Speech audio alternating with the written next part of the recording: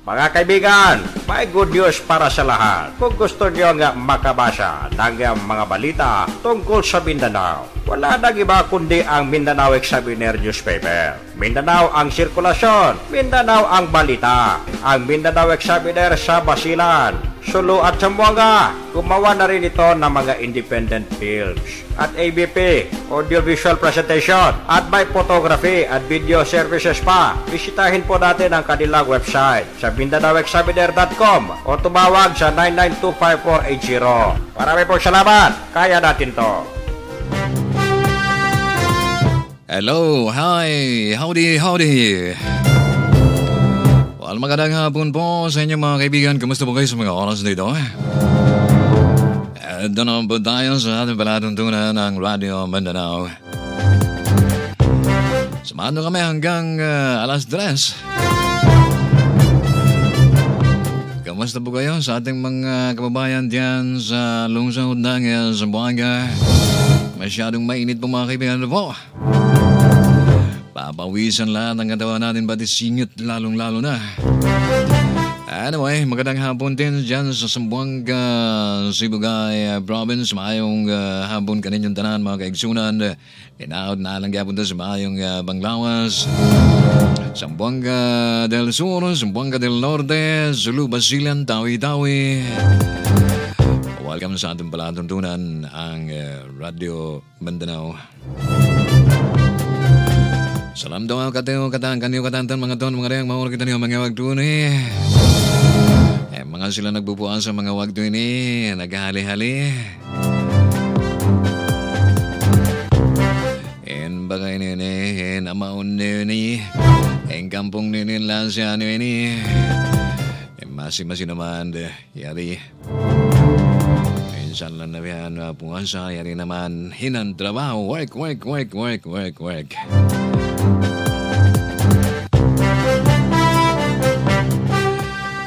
Diyan sa Lupasog, salam doon mga kakampungan na Toreno na yan, mga kalolansyan, mga listeners. Pinabating po natin ang ating butihing Governor ng Sulu. Si Governor Toto Tan, 10 na kanyang mga pamilya. Pati na rin mga kababayan natin dyan sa Hulo Sulu. Daon at Tianggi, mauna kita ng mga wagdo ini. Lagas ng arrive natin diyan sa Sulu mga kaibigan.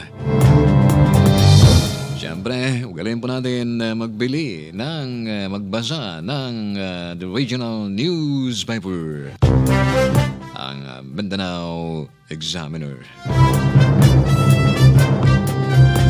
Diyan daw sa lungsod ng Zamboanga mga kaibigan, ng haba ng pila ng mga sasakyan natin bago makarating sa checkpoint. Talagang pinaigting ang kumpanya laban sa terorismo. Martial law po tayo mga kaibigan. At ganun pa man ay pagpasensyahan po natin para din dyan sa kabutihan natin.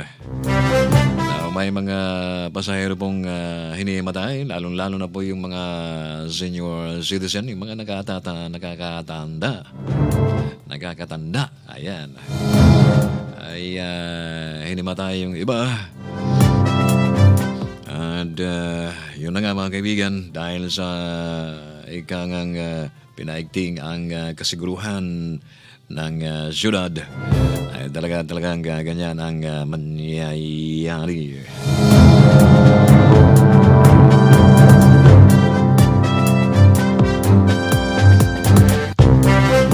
Ganun pa rin mga kaibigan ay sangayon, maraming sangayon po sa itong pagdeklara ng martial law.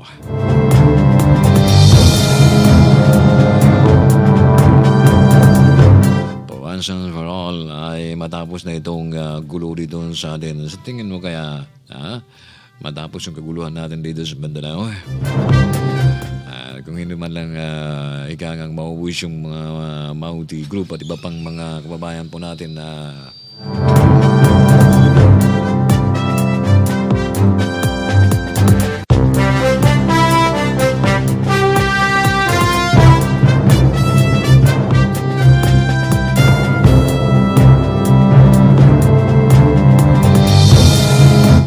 syempre, doon sa mga naghihintay ng balita. At syempre, doon sa mga naghihintay ng balita mga kaibigan, sa Marawi City. Pero bagong lahat, nagpapabate ang Basilan, Sulu at Tawi-Tawi. Isang mainit na hapon sa inyo lahat. Ito pa rin ang baling ko, Dalazinto, nagsasabing magandang araw.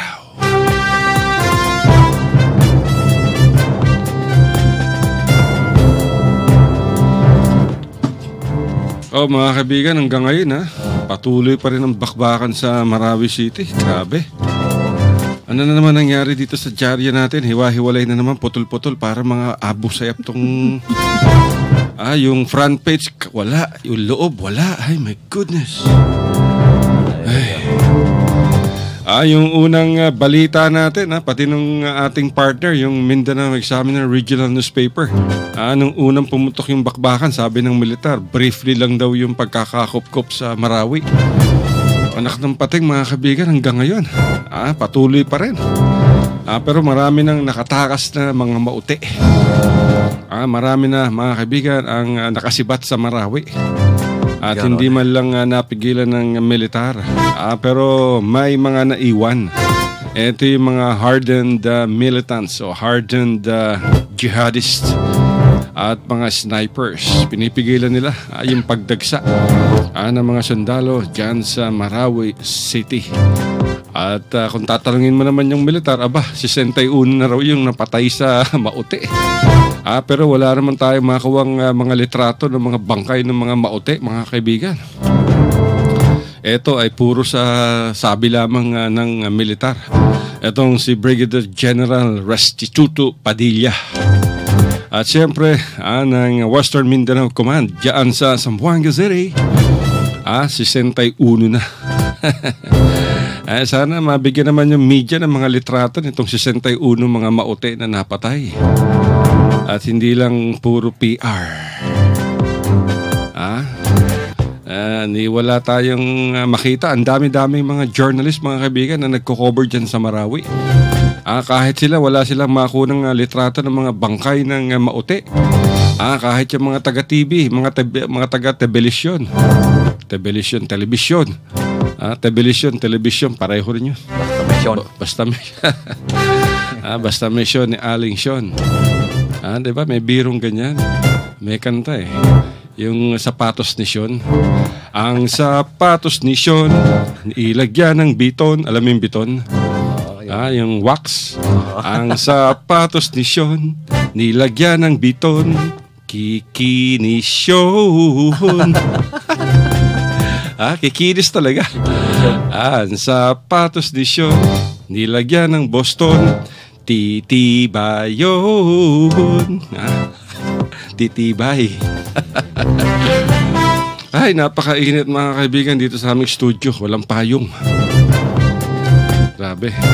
Hindi pa ba nagdo-donate yung Mindanao Examiner ng hindi pa ba nagpapahiram ng electric pan sa Radyo Mindanao?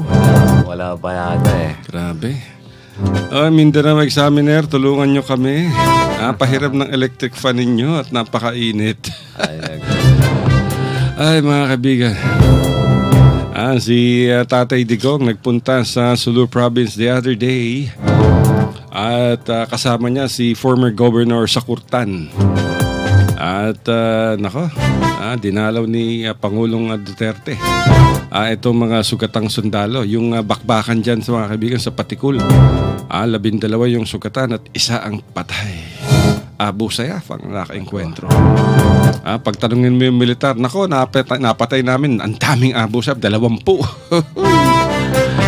Pero walang mga bangkay. Saan kaya napupunta itong mga bangkay ng mga Mauti tsaka ng Abu Sayyaf?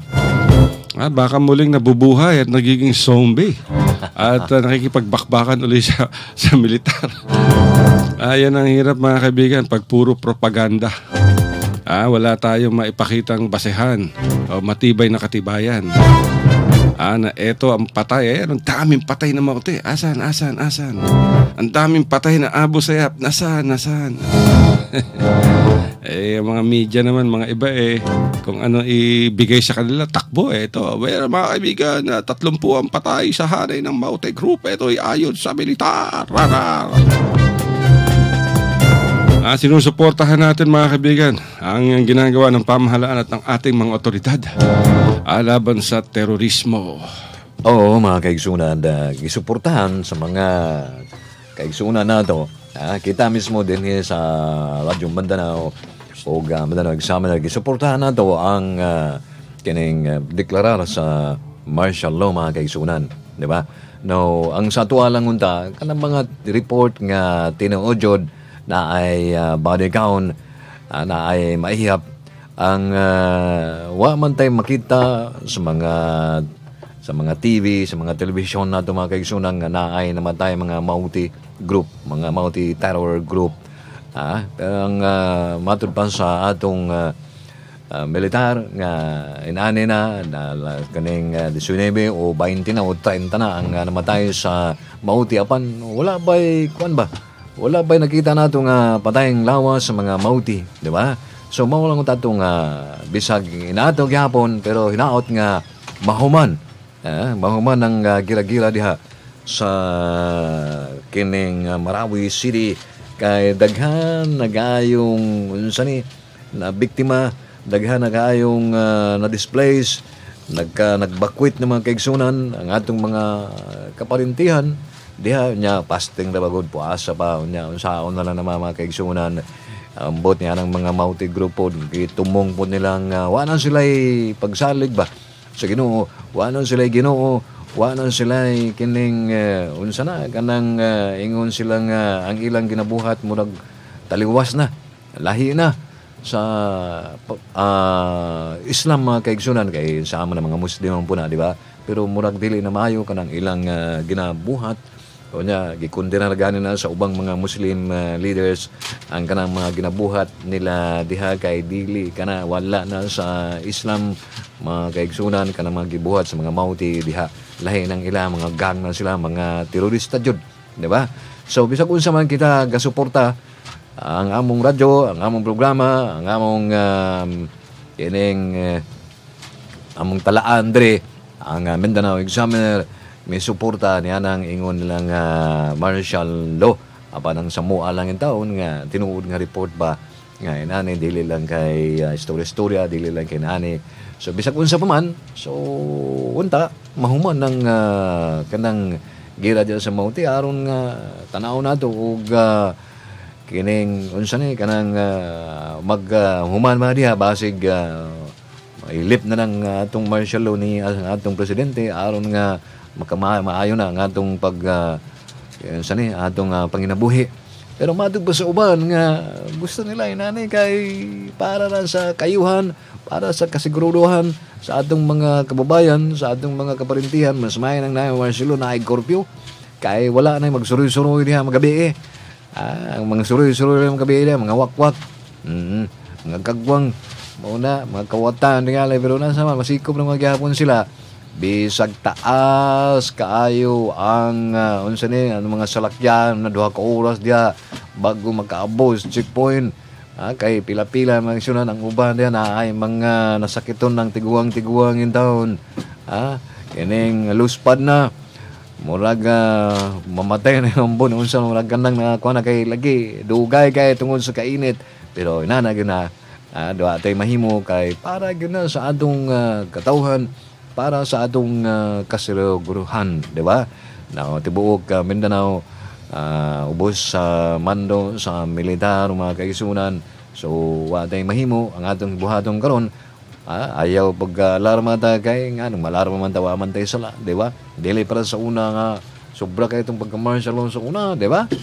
Oo, karon di na okay na itong martial law karon gahapon gadagan gahapon ang atong kining batas matud pa sa Tagalog, gadagan gihapon ang atong korte, gadagan gihapon ang atong katungod nga kinsa may na mga sundalo diha, mga pulis nga nagabuso ato gihapon ang i-report, mga kaigsunan, kay lagi na gihapon na human rights nga giingon nila mutuo mo pa sa mga sundalo, mutuo mo po na sila, tao man ko na sila nya gisumpaan po na nila nga sila mo respetar og human rights katungod sa tao, mga kaigsunan, di ba? So, mauna. Human rights na yan eh. Tahimik nga si Senator Laila De Lima. No. Tahimik ang Commission on Human Rights. Tahimik si Trillanes. Tahimik si Kiko Pangilinan. Tahimik yung mga bumabatikos kay Tatay Digong Duterte. Asan kayo ngayon? Ang daming pinatay ng mauti. Tahimik kayo ngayon.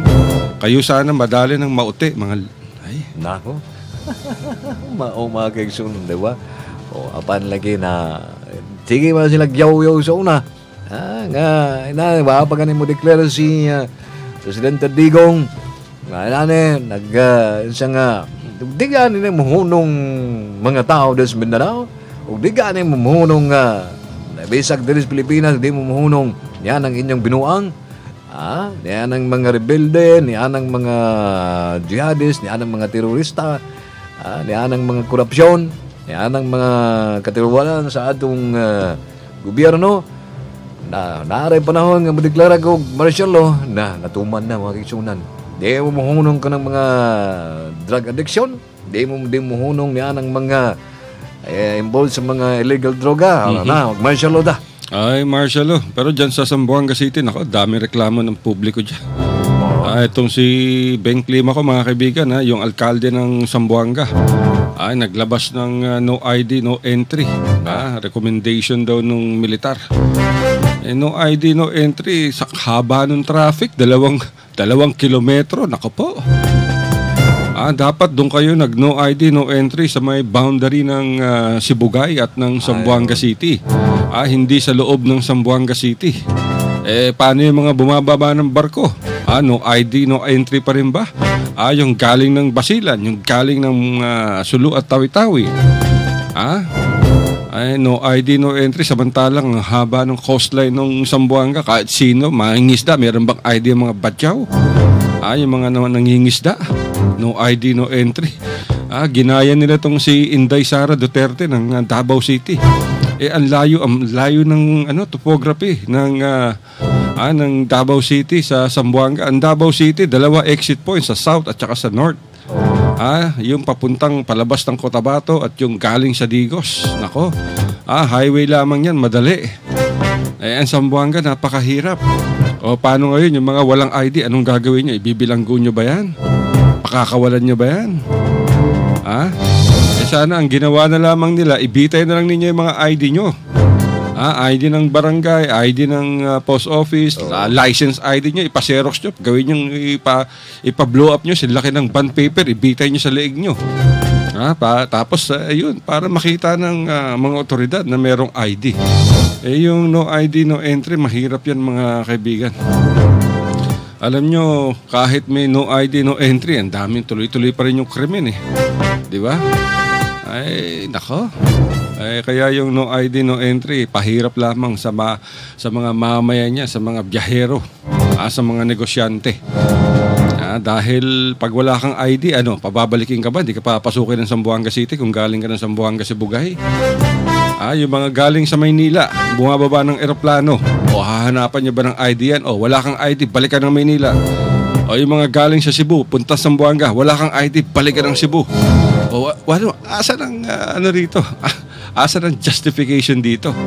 Ano kayang ginawa nila? Ang problema kasi, mabilis manggaya. Nung sinabi ni Inday Sara ng Davao City, no ID, no entry, madali yun. Kasi may highway sila na pumapasok sa dyan sa Davao City, parang sa Cotabato.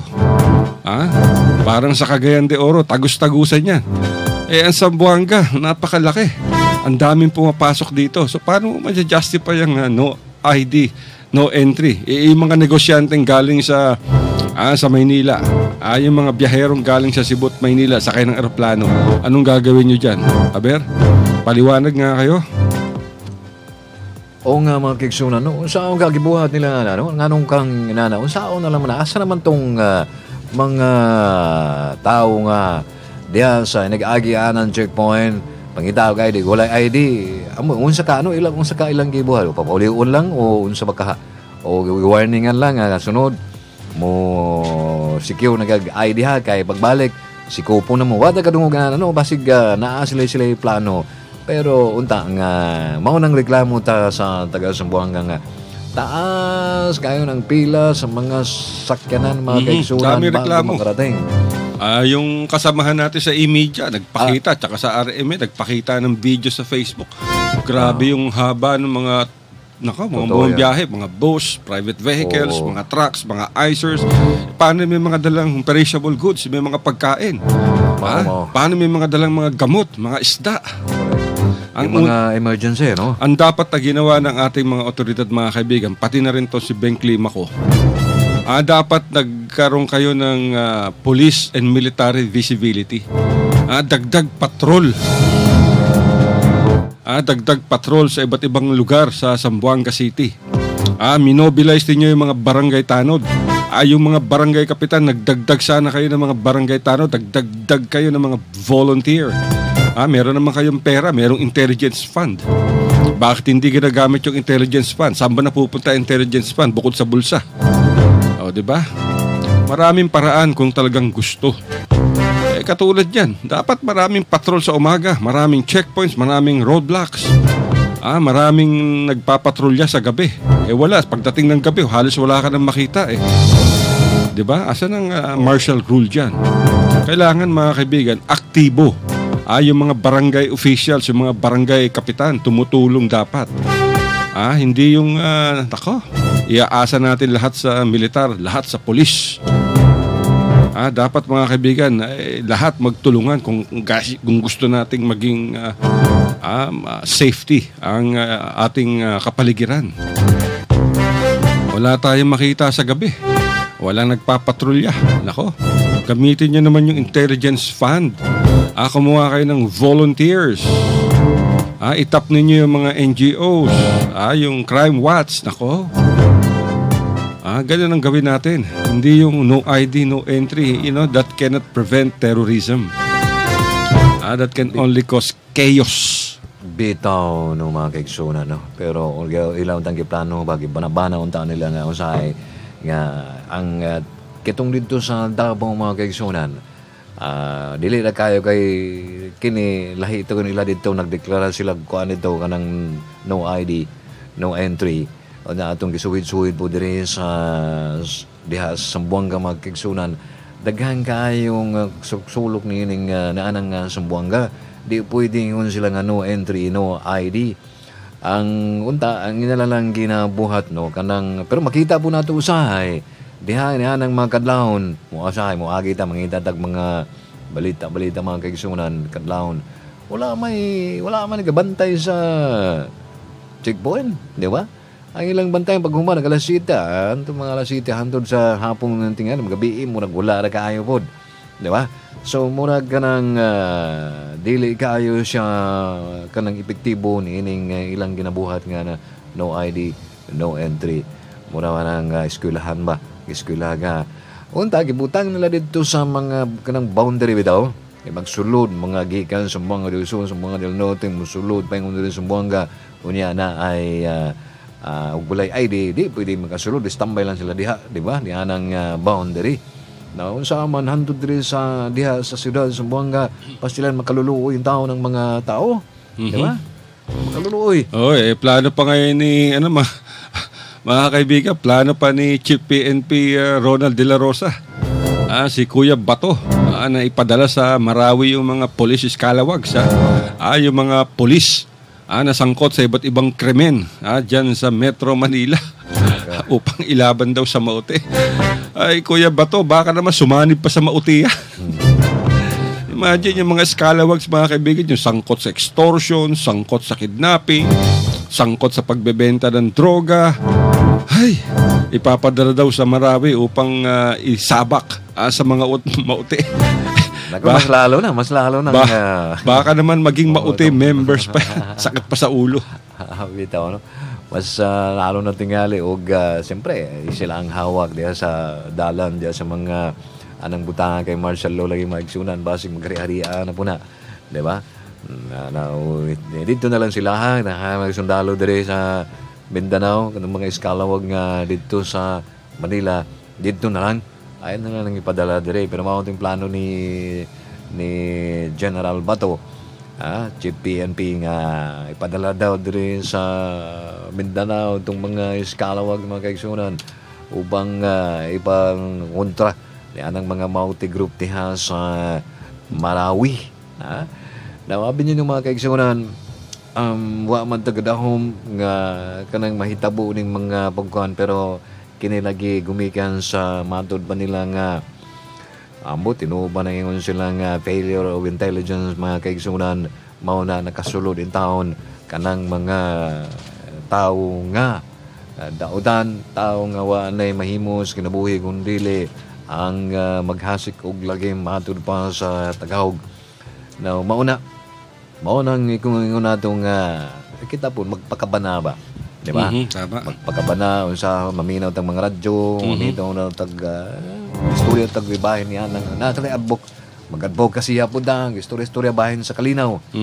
Di ba? Pero alam mo, brother, alam niyo mga kaibigan, napaka-touching ng mga ginagawa ng mga taga-Iligan City. Yung mga taga-Iligan, mga kaibigan, wini-welcome itong mga refugees mula Marawi. Marami sa mga taga-Iligan City ang nasa gilid ng mga kalye sa highway. Nagbibigay ng libreng tubig, libreng pagkain. Talagang nakakaantig damdamin. Itong ginagawa ng mga taga-Iligan. Napapakinggan tayo dyan ngayon sa Iligan City. Yung Riga family, isa ang Riga family sa mga namimigay ng mga pagkain dyan, ng mga tubig. Sa mga nagsisilikas mula dyan sa magulong lungsod ng Marawi. Kita niyo mga kaibigan, yung human nature, yung humanity, yung awa sa ating kapwa. Kaya kudos sa mga taga-Iligan. Talagang pinatuloy nila ang mga taga Marawi City. Kaya dyan sa Zamboanga City, si Mayor Ben Climaco, yung mga Filipino deportees mula sa Sabah, ayaw papuntahin sa Zamboanga. Wag na kayong pumunta dyan sa Zamboanga. Ang dami namin problema rito. Diyan na lang kayo sa Tawi-Tawi. Grabe. Nalimutan na yata ni Mayor Beng na yung taga Basilan, Sulu at Tawi-Tawi sa pangunguna ng kanilang mga gobernador ang unang tumugon sa panawagan ng tulong sa Zamboanga City nang ito'y lusubi ng mga rebeldeng Moro National Liberation Front. Matapos ng 3 linggong sagupaan, yung mga gobernador si Sadikul Sahali ng Tawi-Tawi, si Akbar ng Basilan, si Jum Akbar, at si Dr. Sakurtan at kanilang mga pamilya, ang mga mamayan sa Basilan, Sulu, Tawi-Tawi, nag-ambag-ambag ng milyong-milyong pisong halaga ng pagkain upang maibigay sa mga Zamboangueños. Kita niya mga kaibigan. Tapos yung mga Filipino deportees ayaw papasukin sa Zamboanga. Doon na lang daw sa Tawi-Tawi. Ay, kita niyo na mga kaibigan yan. Layo, no? Layo talaga ng liderato ng kasalukuyang administrasyon ng Zamboanga City sa mga nakaraan at sa iba pang lugar. Ay, mga kaigsunan, magpaila-ila sa taba. Sigula sila ilaon sa ning radyo stasyon ng sinuntig Binisaya o Tagahog. Mga kaibigan, may good news para sa lahat. Kung gusto nyo nga makabasa ng mga balita tungkol sa Mindanao, wala nang iba kundi ang Mindanao Examiner newspaper. Mindanao ang sirkulasyon, Mindanao ang balita. Ang Mindanao Examiner sa Basilan, Sulu at Zamboanga. Gumawa na rin ito ng mga independent films at ABP, audiovisual presentation, at may photography at video services pa. Bisitahin po natin ang kanilang website sa MindanaoExaminer.com o tumawag sa 9925480. Marami pong salamat. Kaya natin to. RPN Radio Philippines Network Radyo Ronda Triple X Zamboanga. Kapisanan ng mga broadcaster ng Pilipinas. Ang oras natin mga kaigsunan, alas 2:31 na. Nialang punta sa atong tulamanon ang Radio Mindanao. Now, ang atong bitaw, no, kining diha sa panahon na kinahalan o naaganing mga ito. Kining mga Pilipino, inanig na sila ng atong kinaiya sa atong Pilipino, no. Kinahanglan kining wag gyapon mawala sa tuwa ang magtinabangay, di ba? Wag gyapon mawala sa tuwa ang tinabangay diha sa kining diha sa Iligan mga kaigsunan ug Marawi nagbakuy ang mga tao diha paingon diha sa Iligan.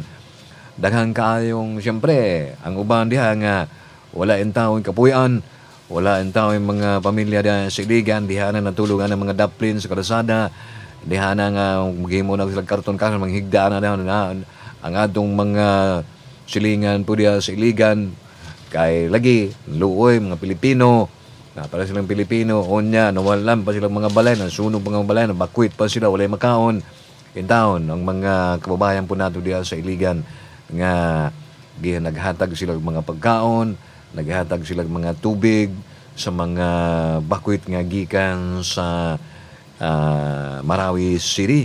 Kay lagi kasulayan ng unsang magbakwit no sa bagay ako kasulayan ng unsaon ang magbakwit mga kaigsunan, di ba? Now kanaan sila ay madud ba nila nakasulay bakwit kapoy kayo unya naabay na tiro-tirong naabay pinusilay unya naabay mga bomba gikan sa taas mga kaigsunan mga eroplano pastilan ambot nun sa nga dagan ng magadagan ang ubang walay salakyan. Ang uban nga gadagan lang, galakaw lang, pila ka kilometro paingon dito sa lugar nga walay gira mga kaigsunan, di ba? So tingali na ang ubang mga katawhan diyan sa Iligan naluoy kinsa mo hindi maluoy. Pare-pareho na mga Pilipino, di ba? Pare-pareho Pilipino, siyempre atong tabangan ang atong kahug sa mga Pilipino. Unta nga ang uban lugar po para diha sa Zamboanga, diha sa mga laing lugar dapit sa mga del Sur, sa mga del Norte. Ang atong gobernador diha sa Sulu basig nagpadala ng mga hinabang diha sa Marawi City kaigsunan kay lagi ang atong gobernador diha sa Sulu, Gobernador Tututan, basta gani na ay mga kalamidad, na ay mga mahitabo, isag unsang panghitabo man-made man kana or natural kalamidad, gatabang guna siya, na guna siya daghang kay ginabang ang gobernador diha sa Sulu, pinaagi ni Governor Tututan mga kaigsunan, di ba? Now daghan na po ng mga bugang ipadala dito sa Marawi City o diha sa Iligan mga kaigsunan para sa mga tabang hinabang sa atong mga kaigsunan nga na-displace, di ba? Diha sa Marawi City.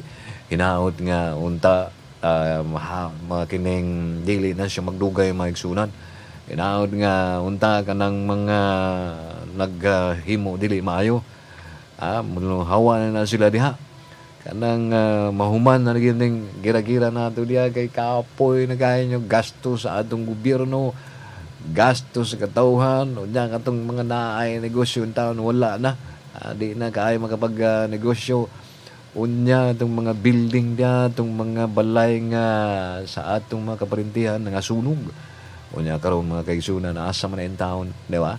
Wala na yung taon ng ubahan diha nga itong mga pobre-pobre ng sunog ng ilang baray, na unsaon na lang naman na gikan ni anang mga tao nga ambot sa kay na una nila dahan kayong mikundina ni anang mga tao nga nagwala sa kining balaod sa atong Ginoo nga ilang ginabuhat diha.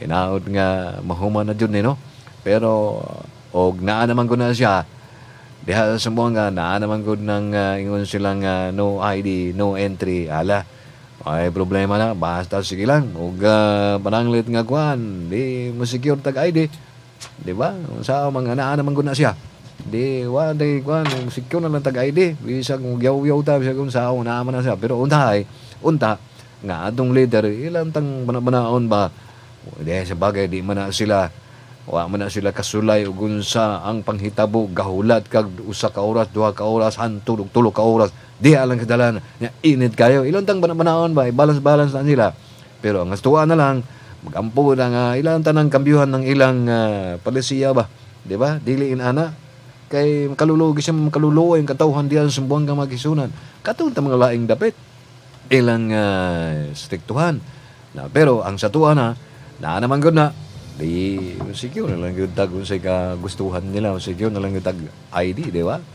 Unsa may gusto nila, unsa may ilang kuan di alangan na nga mo kontra na lang taana mo kuha na lang taana kay naa naman gud na, di ba? Gusto alam mo ta nga tagaan nila idea nga lahi pod ang ilang estrategiya dinhi sa Zamboanga dili kay suhid-suhiron po nato ang laing dapit kay kato sila sayuran to sila dito kay lahi man pud ang terrain dito, lahi man pud ang panginabuhi dito, lahi man pud ang unsa ni ang style sa ilang syudad dito kay pila ra gud ang kuan ana dili kay daghang dalan dili para sa tuwa diri kay unsa ni classic mga tao diri, classic mga unsa ni mga outlet ang naayos tawi-tawi ngayon sa na lang to gikan sa Laod, gikan sa Sulu, gikan sa Tawi-Tawi, gikan sa Basilan, gikan sa Sibugay,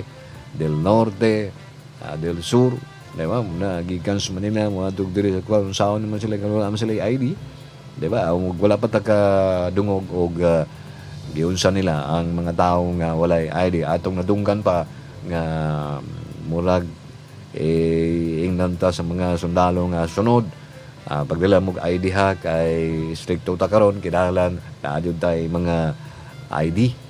So kita kining inguntang mayong mantantaw musunod man ta sa blaod ala sige. Sige hindi secure dag ID way problema na. Unya og naay kining curfew ala sige para gyapon na sa atong kayuhan. Ilabi na ako itong mga minors, itong mga batano maglakaw, magabi kinahanglan na sila sa balay. O katong mga tao nga walay buhat nga naalang pasiw-pasiw niya ng dalan. Antod adlaw na naalang gihapon na dalan, hubog. Mas may nang naararoy curfew para madisiplina ang uban. Para gina sa atong kasiguruhan mga kaigsunan, di ba? So, mauna, walay problema basta kay musunod lang ta unsay ilang gimando, unsay ilang gipahimo sa tuwa ato ayaw lang yung taon nga mag-abusar, ayaw lang yung taon sila nga umingon nga inani nga ala sige na ay mga ubahan niya nga mag-abusar. So ato lang po nang banabanaon po ato mo nang yung mga silang ug naaga na yung mga mag-abusar, mga sundalo, mga pulis ato din ang silang itugan sa atong otoridad. Atong pa nila naabitaw na yung number nga ng 888, di ba? Mo text lang tani, mo tawag lang ta diya nga sige nani nag-abusar, nani alambot lang ang taon. Ug sa bagay mayon sila nga ang sundalo sa una ug ang sundalo karon lahi, di ba? Lahi itong sa una kay sa una hala wag tinuog itong nga basta kay nakasala ka, basta kay kining tikong bibig ang tanan mga kaigsunan. Bisa pa itong mga announcer sa una. Wala yun sila, digin sila mong istorya against atong gobyerno. Kaya mong istorya kontra sa atong gobyerno. Naaday mga pulis, naaday mga sundao. Itong mga Philippine Constabulary. Sala, siko po na yun Siko po na yun ipasara na ng radyo stasyon o sabaan kay ka batog sa atong gobyerno. Sa una na. Pero karon dili na po itong lahi atong martial law karon o katong sa una. So mga kaigsunan inaot nga kitang tanan magamputa mahuma na itong dali na kayo ng 60 days no munta nga mahuma na og wala pa jud mo escalate ng atong kining gira-gira diya sa Maudi escalate paingon diya sa mga ubang dapit no watay mahimo.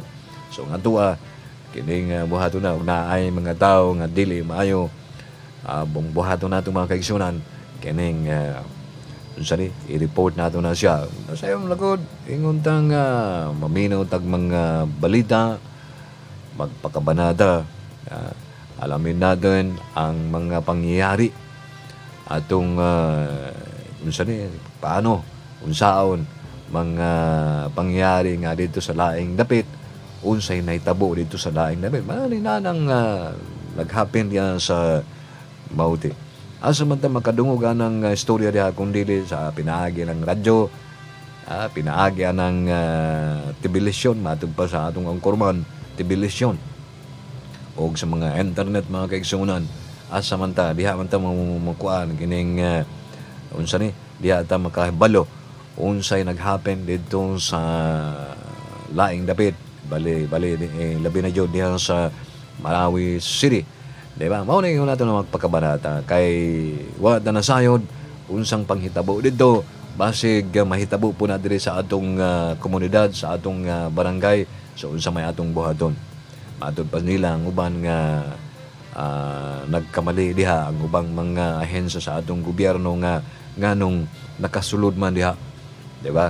Nganong nakasulod man ang mga multi group diha sa Marawi City, wala ba joy mga kining ilang mga espiya diha, ang ilang mga intelligence niya nga tulog-tulog ba unsa ba, nagbuhat ba sa ilang trabaho, balance na daw ba. So mag-abot diha po sa tuwa mingon pa ta nga diba sige nani no ato daw kaya kinalan kitang di ato nung kuanong pula nila dito kaya di kinalan di na mo abot diri sa tuang barangay ang pangitabo dito sa Marawi, diba? Unsa may buhaton na daw na mauna kining istorya sa atong mga barangay, sa atong mga leader, sa may atong buhaton na anikap o konsihal nga dito ba sa kuan sa Marawi, inani gumikan sa dili maayo ang ilang seguridad dito, ang uban po dito mga katawhan nato nga bisag na nakita na nila nga naanay tao nga dalag mga pusil, naay mga tao nga lahi na ang ilang lihok, nagpasagad na lang ba. Di na lang yung taon ingon nga busag ingon na lang nga awa mo diri kay lison na kayo og maangil ni ana ang inyong mga ginabuhat, di ba? Natanawa dito sa Marawi City mga kaigsunan, kinilaging ingon silang pamilya ba, lasya ba, di ba? Lasya di na yung taon isug ana nila siyempre ingon silang blood is thicker than water, lasya naon sa mo na ron. Diba? Nalasya lagi. Naala. Gubod lagi. Gira dito. Wapat tayong kalibutan dito. Daghan dito mga nangamatay. Matod pa sa taho sa mga reporters, sa mga announcer nato dito paggawas TV. Daghan daw nangamatay. Naay mga sundalo nangamatay, mga pulis. Naay mga mauti nangamatay. Naay mga sibilyan nangamatay. Apil itong mga bata, mga kagsunan. Diba? Naanay mga nangasunog. Mga kantidad, mga balay, mga unsang-unsang mga naguba, mga nasunog diha. Diba? Now, yan, masayod na ba? So, ang ato nga daily unta na mo kalap, daily unta na mahibabo sa atong barangay, unsa man atong buhaton mga kaigsunan. Diba? Atong buhaton, maminaw tag istorya. Maminaw tag radyo, mutanaw tag TV, niya, pagaman, aron masayod ta unsay kalihukan dito sa Pikas. Unsay kalihukan ni Pikas nasod, unsay kalihukan, unsa man puy atong buhaton dere. Istorya gud ta kap, o barangay. Istorya tanin ninyo, unsa may atong buhaton nini aron nga di puta maangil ni anang ilang ginabuhat. O sige, nanay magbantay ta. Kinahanglan nga ato ng tanawon kinsa may mga atong mga bagong mga silingan diha, kinsa may atong mga kining lantawon, kinsa atong tug-anan in case nga naay mga tao nga naay daotang mga tao nga mo entra ni atong mga lugar. Pero nasayod ta mga kaigsunan kana bitong lugar nga edukado ang tao diyan, katauhan, kanawit ang lugar nga naay kasayuran. Murag lisod ba yan ipenetrate sa mga tao nga dautan? Lisod nang ipenetrate nila mga kaigsunan, di ba? Now, ingon sila nga, murag edukado mga tao diha, ni anang lugar, ni anang barangay. Di sa tamukuhan na kasi itugan ta nila, di ba? So, murag gaduha-duha ang mga dautang tao musulod niya ng barangay ug naay kasayuran ang mga katawhan diha, di ba? Ang ikaduha nga dapat nato himuon lagi nalapok man ko sir, nalapok pahinduan nato sa ilang janitor diha. Galing ka sa bukid. Kaya ito, dapat bago ka umakyat sa building, pagpag mo na sa babae. Pinakalimutan ko nga tutubuan kami mga kaibigan ng palay dito. Puro lupa. Itong si Abelardo, galing na naman to sa taas eh. Butik. Ha? Oo. Ayun mga kaibigan, yan ang ating sinasabi. Dapat mag-ingat tayo, tulungan natin ang ating mga otoridad, lalo na ngayon na nasa under martial rule ang buong Mindanao, Basilan, Sulu at Tawi-Tawi. Kailangan na makipag-coordinate tayo sa ating mga opisyal at lagi tayong maging mapagmatsyag. Kung meron mga kakaibang kilos, mga hindi kilalang tao sa inyong mga lugar, nako, bantayan nyo maigi, kunan nyo ng video mga kaibigan para may file kayo. At lalo na yung may mga dalang bag, biglang iiwan yung kanilang mga bag, nako, huwag nyong gagalawin yung bag, baka may lamang bomba yan, biglang sumambulat yan, sumabog. At hindi lamang bag, brother, pati na rin yung mga lata-lata ng mga gatas, karton, kahit anong klase, kahit na karton ng tissue paper yan, pwedeng lagyan ng bomba yan, mga libro.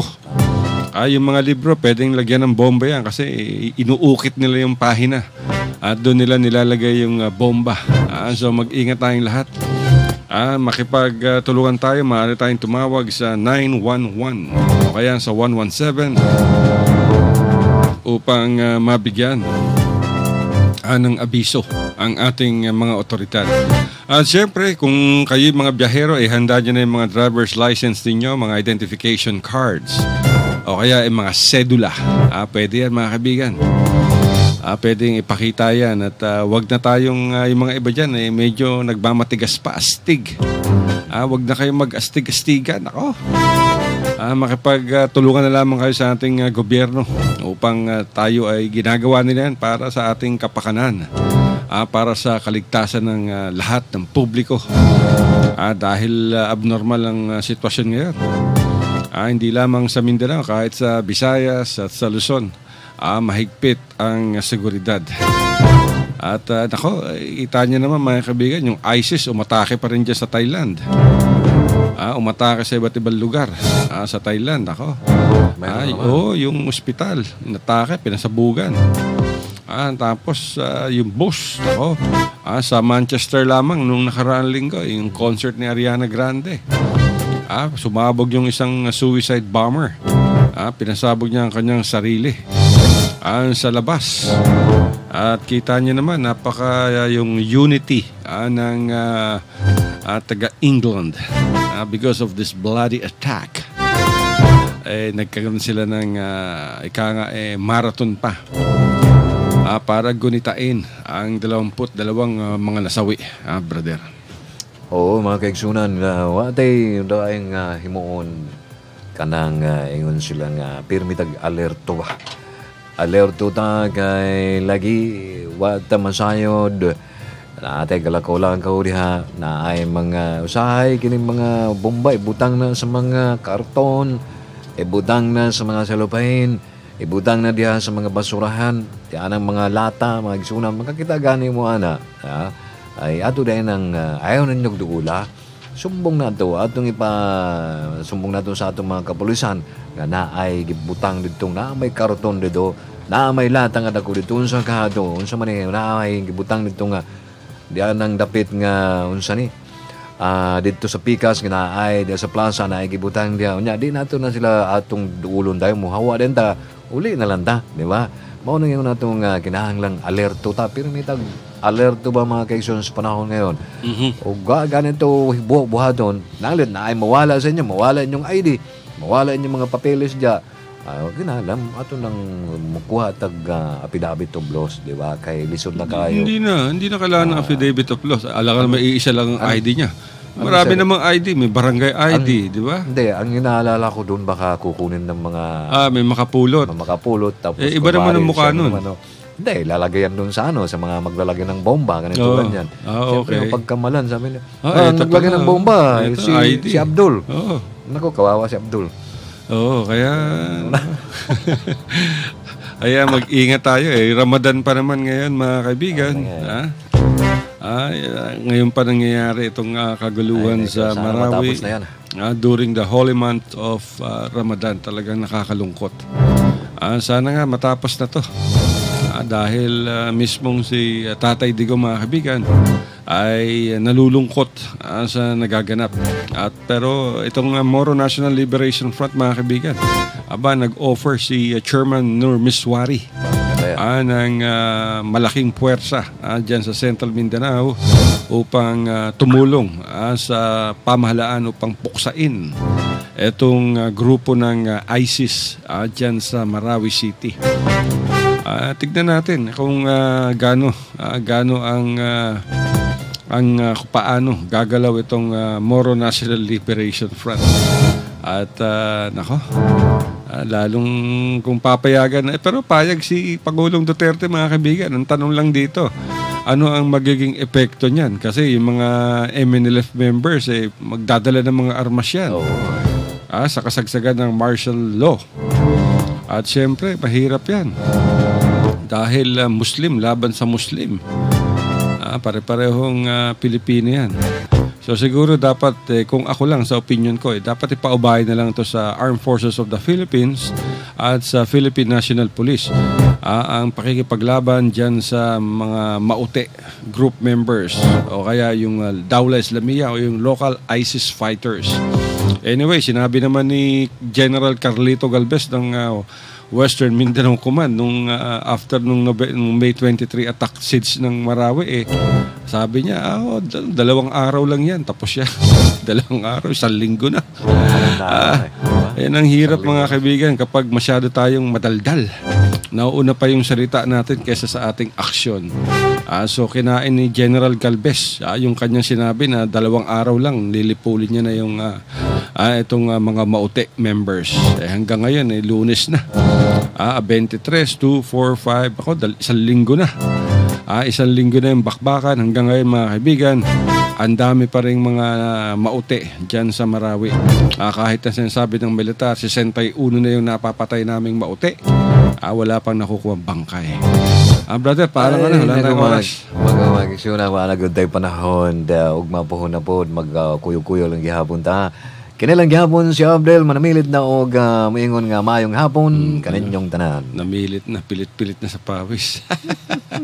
Alamat sa iyo, Abelardo. Alamat, brother. At mga kaibigan, wala tayong oras. At maglapit na yung unholy hour natin, 3:00. At nais namin magpasalamat sa lahat ng mga nakinig sa aming opinyon. Huwag kayo maniniwala sa mga pinagsasabi namin, mga kaibigan. Puro opinion na namin to. Pero anyway, maraming salamat sa lahat. 1 oras na naman kayo nakinig sa aming mga kasinungalingan. Ingat tayo, martial law. Suportahan natin ang ating mga otoridad, ang ating pamahalaan laban sa terorismo. Ito po niyo balingkod, Alazinto, nagsasabing I love you, Mama. Chup chup.